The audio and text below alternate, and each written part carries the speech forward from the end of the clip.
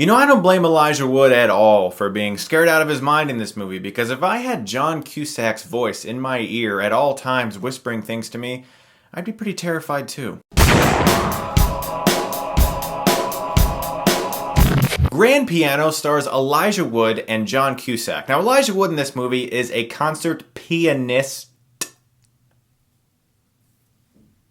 and he's been out of the scene for 5 years because he very famously choked at a huge concert that really ruined his career. He's been made fun of it for a long time, and he's finally coming back to perform his first concert in 5 years, and he's going to be doing it as a tribute to the man who mentored him because he has recently passed away. As he's beginning his concert, he's looking at his piece of music in front of him, and he sees a note on it that says, if you play one wrong note, you will die. Eventually, he gets an earpiece in his ear during intermission, and John Cusack is on the other end of the line, saying that if he plays one wrong note, he's going to snipe him from up in the halls. And this starts a very tense, almost Hitchcockian thriller in which Elijah Wood has to play the perfect concert while playing the one piece of music that he effed up on originally 5 years ago. Now, I won't give away the reason for why John Cusack's character is doing this, because that ruins a lot of the fun of the movie, because I actually had a really good time with Grand Piano. This is a small movie, and I wasn't planning on seeing it until I heard some really good things about it. I heard it was really well directed, and that is absolutely true. This movie is directed fantastically. The camera hardly ever stops moving in this film. There's lots of moving shots, long takes. You get a lot of great shots of Elijah Wood playing these pieces, and you can see that he really knows how to play the piano. He's not using a hand double or anything.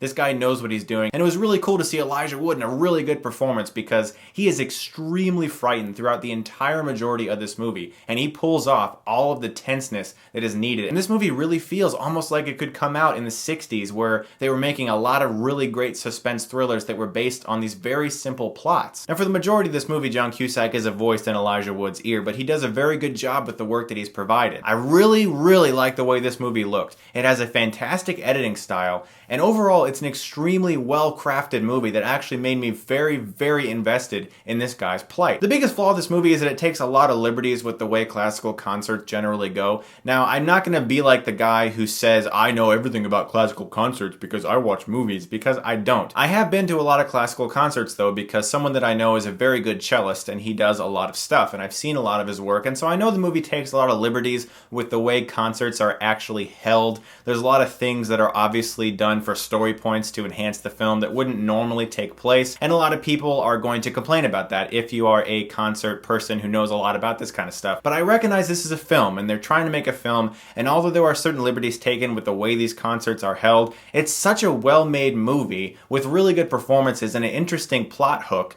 that I was willing to overlook them. The music in the movie is fantastic. The director of this film is also a composer, so he knows a lot about music, and he's able to make a lot of these scenes seem realistic in the way the concert is portrayed. Now, as I said, there are some liberties taken with the actual sequence of events of a concert, but the way these guys perform this music and the way it sounds is excellent. And as I said, Elijah Wood is extremely good on the piano, and he really sells all those scenes very well. The suspense felt real, the tension was palpable, I was into the moment, I enjoyed the characters in this movie. The finale is kind of cliched, but the way that it all rolls into one I thought was really interesting and made for a good payoff, and I found the film rewarding despite some of its flaws, and so I enjoyed watching Grand Piano, and I'm going to give it a B. Guys, this movie is available right now on video on demand. It's in a few theaters, but I would check it out if you are a fan of suspense films or that tense style that Alfred Hitchcock made so famous. Guys, thanks so much for watching, and if you like this, you can click right here and get Stuckmannized.